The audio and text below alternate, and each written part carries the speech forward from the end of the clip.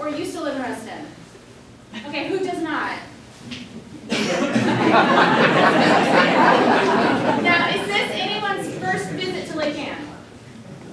It's awesome that you're here.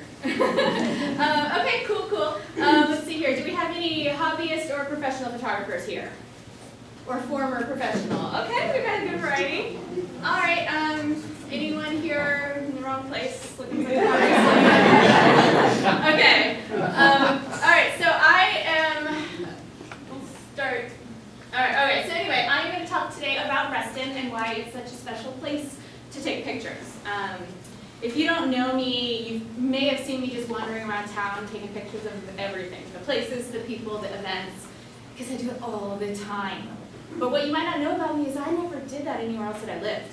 I didn't do it in Arlington, I didn't do it in Annandale, I didn't do it in Charlottesville, and I didn't even do it when I lived in Colorado Springs, which is really one of the most beautiful cities in the country. So why do I do it here? Alex asked me that question, and I think it's a great question.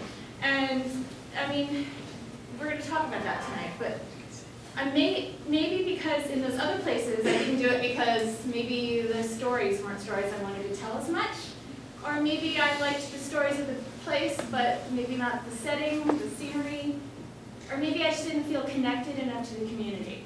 But Reston's different, and I want to tell you about that.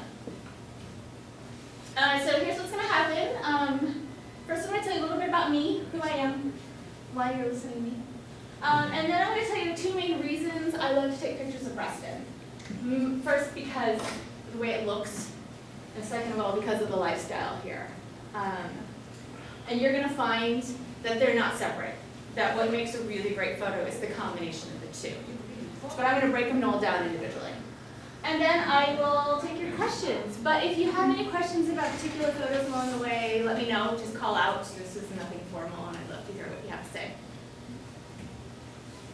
Okay, so let's talk about me. I don't like talking about me. I like telling other people's stories, but here we go. Okay, so I'm a professional photographer. My name is Charlotte Geary. I do marketing photography, portraits, and events, and I also sell scenic art prints to businesses and individuals. And in this picture, it was last year, I had climbed a tree high over a stream where I was photographing herons nesting for a commercial client. So in other words, this was peak Charlotte happiness. It doesn't get better than that. And as a bonus, I didn't fall in the street. I've been doing photography for 20 years for a living, and I've been taking pictures my whole life. I just am a photographer, not because I do it for money, but because that's just who I am. I started my first camera when I was 6 from my grandmother, and the rest is history. So there we go. That's the camera. And when I was putting this together, I asked my dad, thanks Dad, if he could help me find some pictures of me as a kid holding a camera, and he said it would be hard to find a picture where I wasn't holding a camera. So this is me at 11. This time I'm holding a Kodak disc camera, which is like super awesome technology from the 80s. I went on to take photography classes in high school and college and grad school, but I did not major in photography. Instead, I studied my other love, which is psychology. I've got a bachelor's in psychology and a master's in educational psychology, both from UVA. And I think you'll see that my love of psychology is a big influence in my photography, because I think there's nothing more beautiful than the human experience. All right, these are my mom and dad, and they're photographers too. They've always taken beautiful photos of our travels and our family, but they didn't do it for a living. They were both scientists, and they taught me a wonder and curiosity about the world. My grandmother was also a photographer, as I mentioned. I got my camera from her. Okay, now watch this. This is the best picture in the whole slideshow. Ready? This is my great-grandmother. And she was, oh yeah, my brother coming in. You want to see this one, guys? Okay. Well, this is great-grandma. And she was a photographer too. And she did it for a living. In 1902, she was the editor of a newspaper. Go ahead and have these big guys. Please go on in. So she was the editor of her town's newspaper in North Dakota when she was only 16 years old. And she, yes, Dakota? Yes. That was not the most interesting thing about that sentence. Boy, there's more. Are you? Okay, so she's going there tomorrow. Look for her pictures. So she would develop pictures for the newspaper in a dark room she'd set up in her kitchen, her family's kitchen. And this is her camera right there, her box camera. All right, so this is the best picture of my slideshow. Thank you for coming. Okay.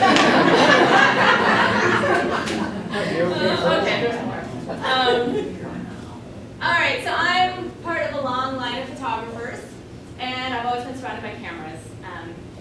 I think that my interest in photography is both nature and nurture. I think there's actually a genetic component to it. I think I may have been born with particularly keen visual perception, because everywhere I go, all day long, every single day of my life, I am seeing tiny details of things that people don't notice. You know, I see shadows, I see light, I see textures, I see expressions. I am constantly walking around taking mental photos. And the best part is that people tell me that I see beauty that they hadn't seen. So what I'm hoping I can do today is, if you're a photographer, help you come up with some ideas to take better photos. And if you're not a photographer, just help you see this community in a different way. And maybe you'll see some beauty that you never noticed before either. Okay, I'm not talking about technology today, but I know there's people here who are curious, so I'll breeze through this. My main camera is a Fuji mirrorless. It's light, it's easy, it's beautiful. I also shoot with a DSLR Canon 5D4 for clients. I use a ton of lenses. I like wide angle, I like medium, I like telephoto. The main point is I want them sharp and I want them fast. So I put a lot of money into lenses. It makes a big difference. I use a ton of lighting. Almost everything you see today is going to be natural light, but I do a ton of off-camera, on-camera light for clients as well.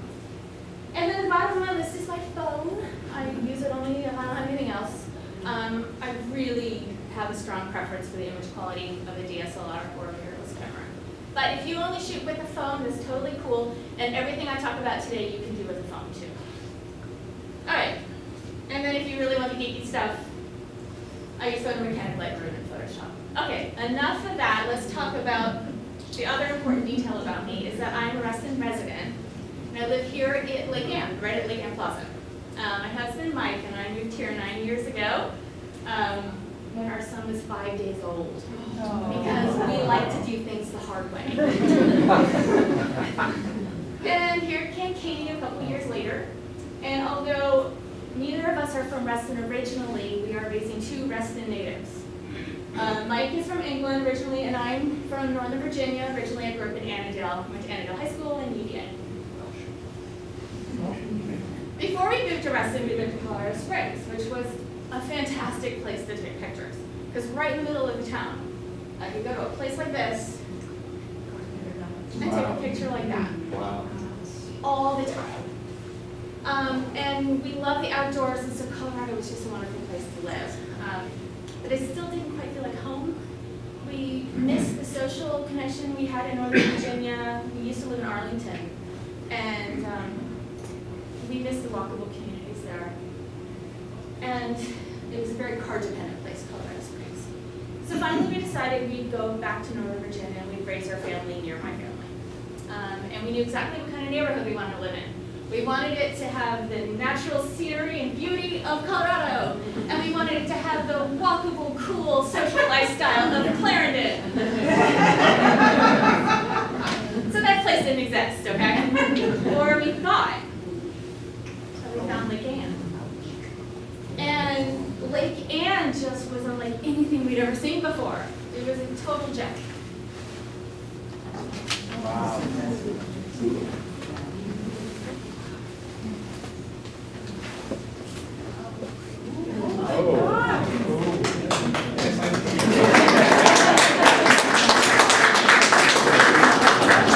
If you like that, I got some more for you. Okay, so we instantly loved Lake Ann. It was like an immediate thing. And then we broadened the bubble a little bit and decided the rest of Reston was really great too. It was just something really special, and I was completely captivated by what this place looked like, felt like, and the people and culture here.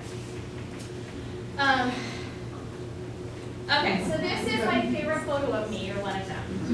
And I had to take a selfie because nobody else would stand out.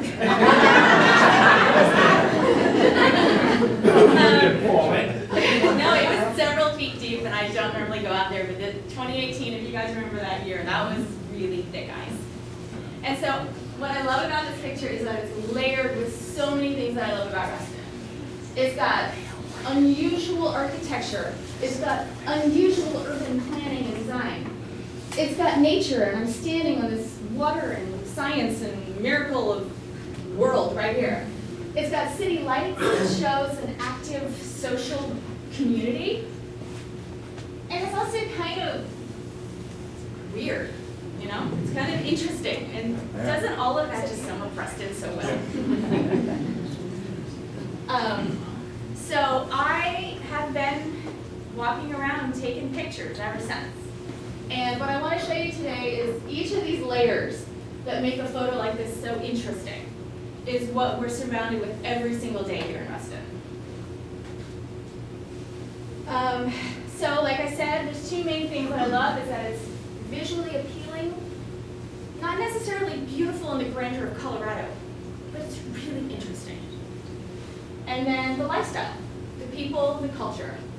And like I said, success lies in the combination of the two, but let's talk about what Reston looks like.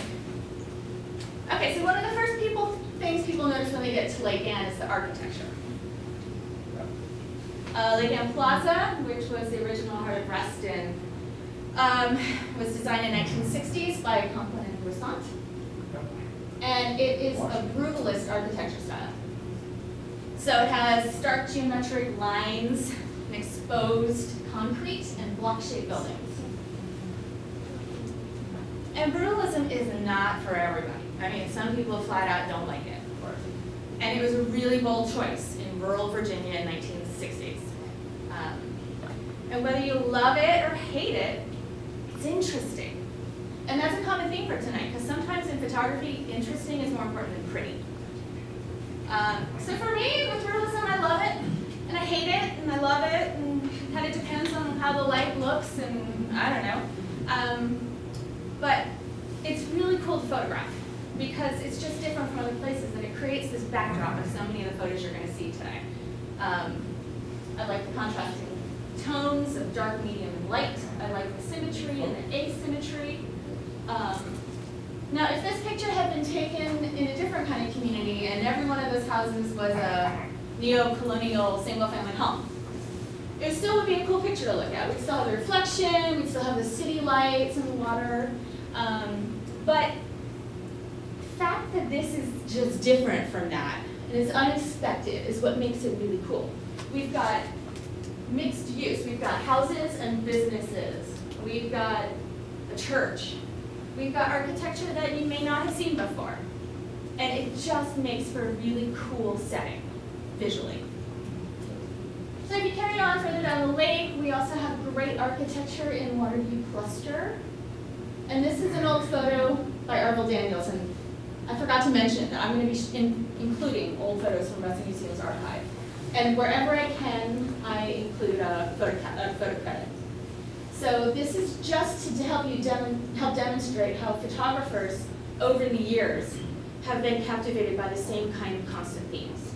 And Arvil Daniels in particular really stood out to me as someone who sees Reston in a very similar way to me. And I'm going to help you see those themes. So I don't necessarily want to talk about me. We're talking about seeing. So that's an Arvil, I guess a Daniels, and then those are mine. So typically, with a few exceptions, if it's color, it's mine. If it's black and white, it's not. And if I know who the photographer is, there's a credit. Okay, so this is Washington Plaza Cluster, also brutalist. And that is Hickory Cluster. And Lake Ann also has some really cool mid-century modern single-family homes. It's just a lot to look at. You walk around and there's just something really interesting. And if you head further out, we have one of my favorite new buildings, which is the 1900 Reston Metro Plaza building by Helmut Jahn. And then Reston Town Center. People don't really talk so much about the architecture, or at least not in my world. I see see some architects here. But for me, nobody talks about it. But I wanted to point out to you that an interesting thing about the architecture for me in Reston Town Center is that there's so many curves. So Lake Ann Plaza is straight lines. The Yon building is trapezoid straight lines. But Reston Town Center has these interesting curves. I noticed that too. I've noticed. Have you? Yeah. Sometimes I like to exaggerate it with a really wide angle lens, just for fun. There's just a roundness. Makes for an interesting backdrop. But all of that being said, I'm not an architecture photographer. I'm a people photographer. For me, a picture like this, what interests me the most is the mother and daughter. I mean, how is this the little girl's first time on the ice? Is the mother sharing a memory of her as a kid skating? Like, that's what I want to look at. But if I had just taken this picture, it wouldn't have created the same feel as this. So I included the architecture in it. The curved lines that create a cozy surrounding around them. The sparkly lights that give that Christmas feel. And that just helps to tell the story. So I use architecture in my photography to enhance a story. To make a picture more interesting, to give a certain feel to the picture, to add visual interest to something else that I might be more captivated by. Okay, so another cool thing about Reston's scenery is the public art that's everywhere. And this is another thing a lot of people don't really notice, and I really want to draw attention to you. It adds so much to the landscape of Reston. It gives a distinct sense of place in a photo. So if I had taken a picture of this Market Square at Reston Town Center at a different angle, and you just saw the buildings, and you just saw people at picnic tables, and no fountain or no pavilion, it could be taken anywhere in the country in any similar kind of community. But there's only one Mercury fountain. It really gives a distinct sense of where you are. And just like architecture, you can take a picture of the art, but I prefer to use it typically to tell a layer of a story. And I just love this one. This one's kind of new. A lot of people don't know about it. And there's 14 of them at Reston Town Center. And something I really like to do with public art and photography is notice how the shapes of the art influence light and shadows everywhere. So here I see the sun coming through the sculpture and the way that the light shines on the different texture of the metal. And I like how the round curves fill the sky between the building. But again. Okay, so Arvel Daniels was also really captivated by light and shadows with public art. I noticed that he and I have some similar pictures along that line. This is from the 60s at the Plaza Fountain here at Lake Ann. He also did that one. This one's super cool. And this one kind of reminds me of one of mine. And so we did it like this, and like that. Another great spot for lines and shadows, dimension, is the sunbow sculpture here at Lake Ann. And I see Daniels liked his shadows with that too. Yeah. And so do I. And here's the pyramid, which is just right there outside that door. And this is what it looked like at the beginning of the blizzard of 2016. And 2019. Yeah. And here's another cool snow picture. This one's another Daniels of walking across the Van Gogh Bridge, which is just another really stunning piece of art in this Lake Ann community. But I prefer to take pictures of the Van Gogh Bridge at sunrise when the light's coming behind it. And it's really cool at Christmas too. Oh, wow. And this is one of my favorite spots in all of Reston, the Van Gogh Bridge, and you see it in so many of my Reston pictures in every season, and I just love it. If you walk a little further down that path, you come across another cute little round bridge and a charming little swing. I like that. Thanks. I Thank you. Yeah, this is in the morning, if you hit sunrise at just the right time, there's this beam of light that comes right through there. I like to play with that. And if you step up a little bit further, you'll see that that little underpass there is just filled with public art. Tons of these concrete sculptures.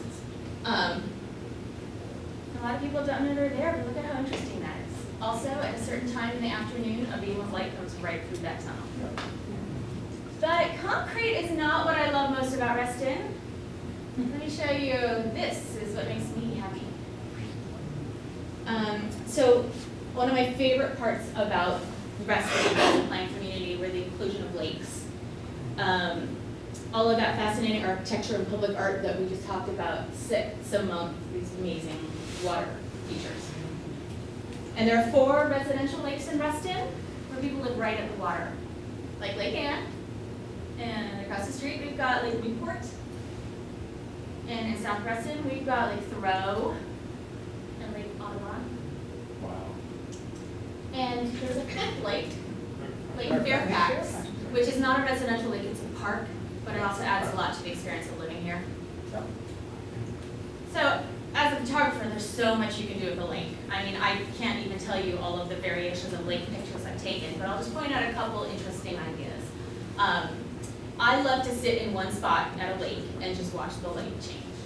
So this is me sitting at Lake Newport on a dock, and the sun was rising behind me. We see it had just started to hit the top, and the morning mist was rising. And just a few minutes later, the whole sky just brightens up. Lakes are also a great place to play with your piano set on your phone. So if you like it wide, you can do that. If you like to go close up, there's tons of fascinating things too.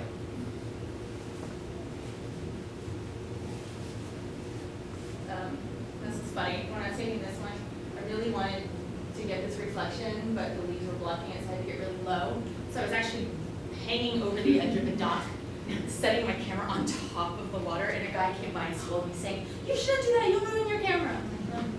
I kind of like it, it worked out. Lakes are also interesting in weird weather. This again is a blizzard of 2016, and look at the blizzard waves of snow. You don't get that in normal snowfall. Normally it just falls straight down, but in a blizzard you get these wonderful little swirls. And I also like to watch the light reflect on the ice. And if you zoom up really close on the light on the ice, you get little details like that.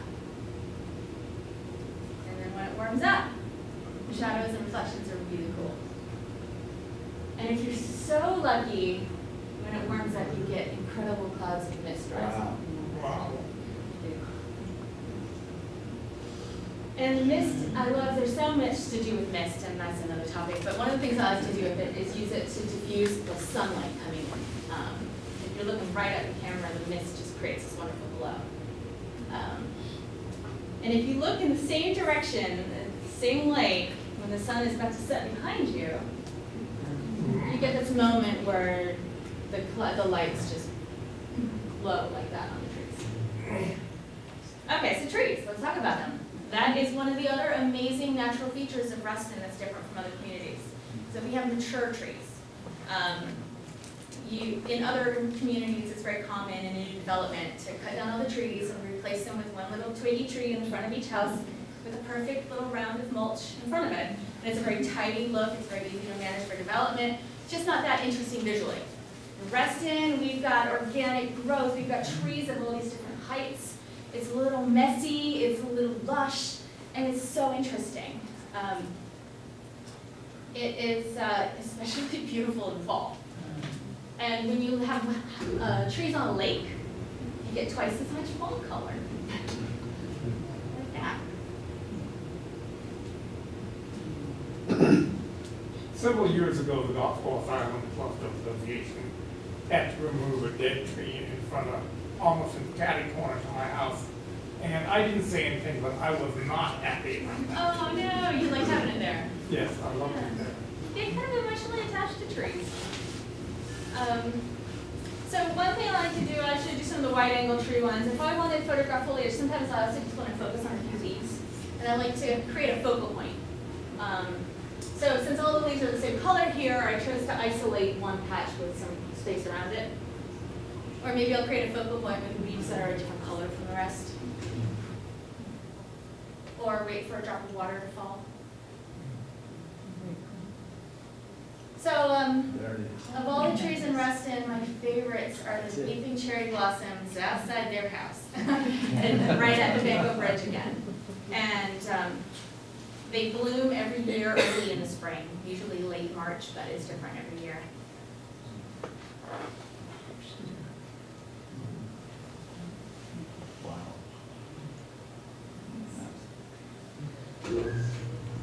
And there's another weeping cherry blossom tree in the plaza on the other side of the water. It's beautiful, and I like the contrast here with that, with the architecture. It's just this cool, colorful picture. And as you can tell, I really like to take pictures at twilight when the sun has set and the sky has turned this rich blue color, but before it gets black as night. And this picture brings me to something else that I love about the nature of Reston. When you live in a place full of trees and lakes, you are not the only species that wants to live there. And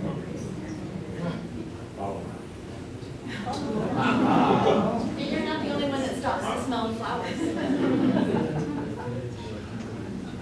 So when I'm taking pictures of wildlife, I like to use light to draw attention to them. So in this case, I saw that beam of sun right on that rising mist, and I waited for the geese to go right into it.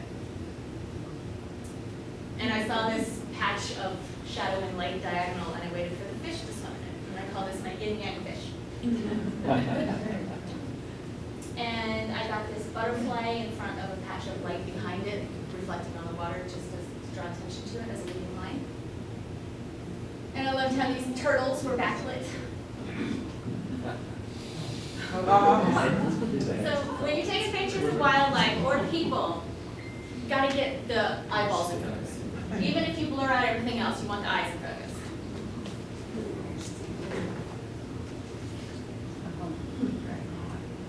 And in this case, even the lens is in focus. While I was watching it, a moth flew into this orb weaver spider's nest, and that thing pounced on it. It's fascinating.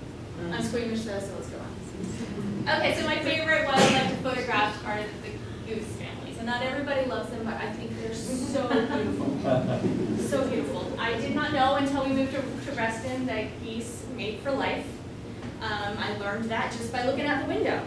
And they are amazing parents, always one in front, one in back. Does anyone know if it's the mom or the dad in front, or is it different? I've always wondered. But they take such sweet care of their kids, and I watch them every year, and they raise those babies, and 3 months later, those babies are adults, and I hold on to my babies, and I'm glad that doesn't go by that fast.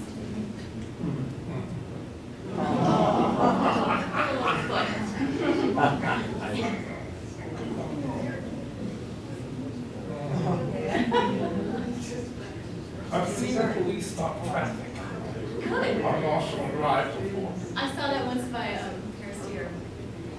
Okay, I remember it was Mother's Day when I took this picture, and I just had this wonderful moment of connection with another hardworking mama. And I like this mother picture too. Okay, so interesting side note here, when I was putting these slides together, PowerPoint was giving me AI-generated alt tag suggestions. And apparently the PowerPoint robot thinks that this is a turtle with a teddy bear.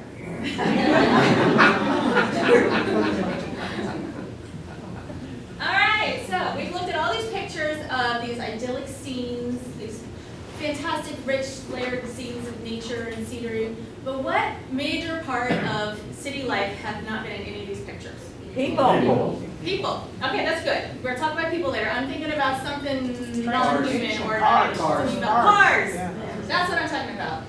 That. Okay, so one of the reasons pictures like what I showed was possible is the massive network of trails through Reston.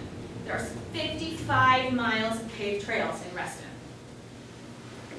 These trails were part of the original master plan for Reston when Bob Simon designed it. And they were designed to create a way for people to connect to the different communities with shopping centers and schools and each other. And also as a way to provide a resource for exercise, social interaction, and experience with nature. And many of these trails are far from the roads. You can walk around and just be surrounded by nature. There's also underpasses and overpasses to keep kids safe. Now, if any of you had said visible power lines, I would have given you credit for that too. Because we don't have that in Reston either. And you drive around Northern Virginia, power lines are everywhere, and that's just not fun to photograph. A scene like this would look different in most TC areas. Okay, so as a photographer, I use these trails not just to take pictures of pretty things, but also to observe people. Because in car-dependent communities, you get in your garage, you get in your car, you drive to work, you get in the parking garage, and you go in the building. There's no interacting. There's no people like out in the world doing interesting things. There's no opportunities to observe the human experience except through a car. So let's look at this picture here. This is really fun for me because anyone of this forest edge is my best guess? Yeah. I should know that. So this is just so fun. It's the beginning of the day. The kids are excited, full of energy, heading off to school. How many of us can relate to that feeling at the end of the day? I love it. And I love this patrol. He's just like doing his thing. He's looking the wrong way, but he's out there. And I love that. This is the kind of stuff I love. I love people watching. I love connecting through my own experience with a moment like that. The experiences that I cannot relate to right now are these people. I don't know. What are they thinking? What are they feeling? I don't know. It's an interesting car. But I want to see people out in the world. I like the guy in front of the Up to the top? Yeah. Yeah, I looked at that and I'm imagining he's a teacher who doesn't want to walk the same way as the kids. Just a yes. You've seen enough of it. Yeah, exactly. He's done. Okay, so I think cars separate people and trails bring them together. And as you'll see, I like to take some of Daniel's photos and just compare them in mind. Look at these people out coming together on the trails. And also think back everything we talked about. They're also connecting to nature, cherry blossoms, lakes, and each other. Oh, and public art.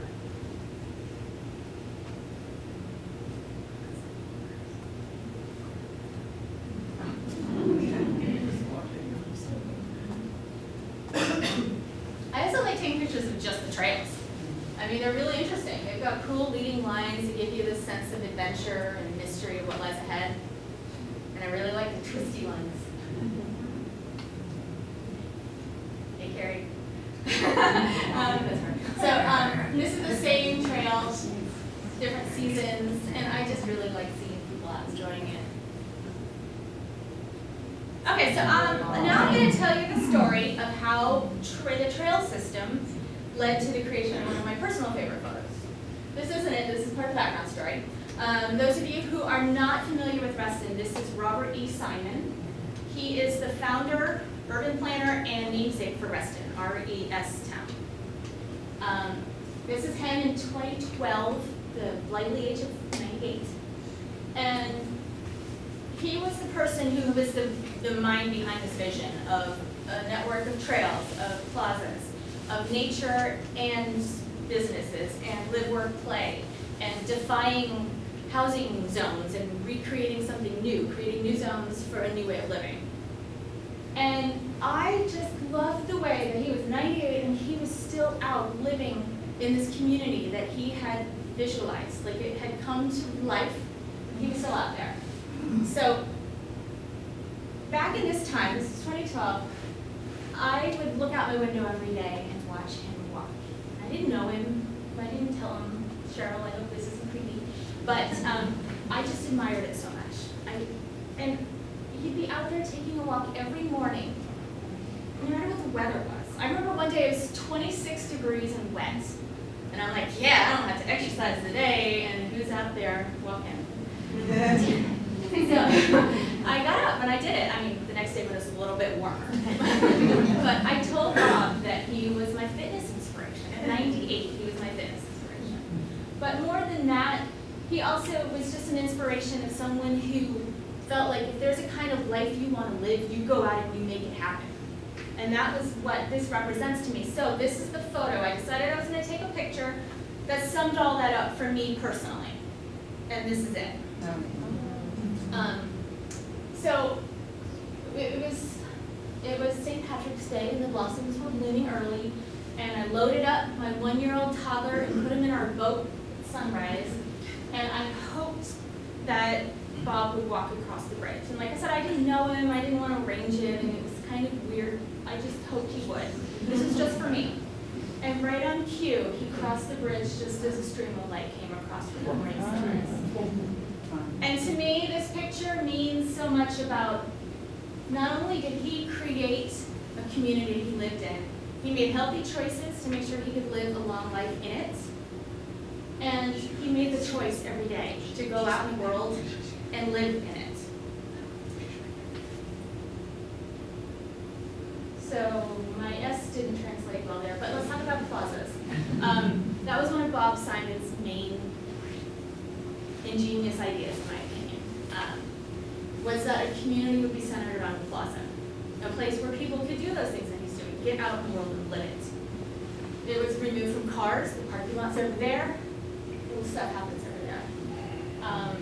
It was a place for businesses, homes, shopping, dining, recreation, celebrations. People come together, get to know their neighbors.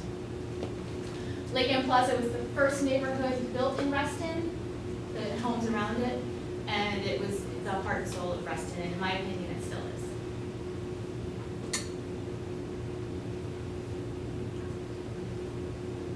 It's the old coffee house. And that is now Calypso's. So, this is it today, still completely lively, full of something for everyone of any age. It's pretty much one of my favorite places anywhere.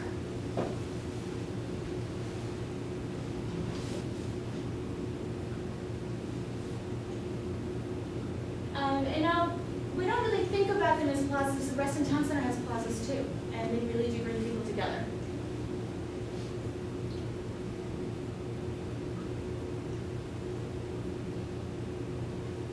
And now we also have Reston Station, which has a plaza.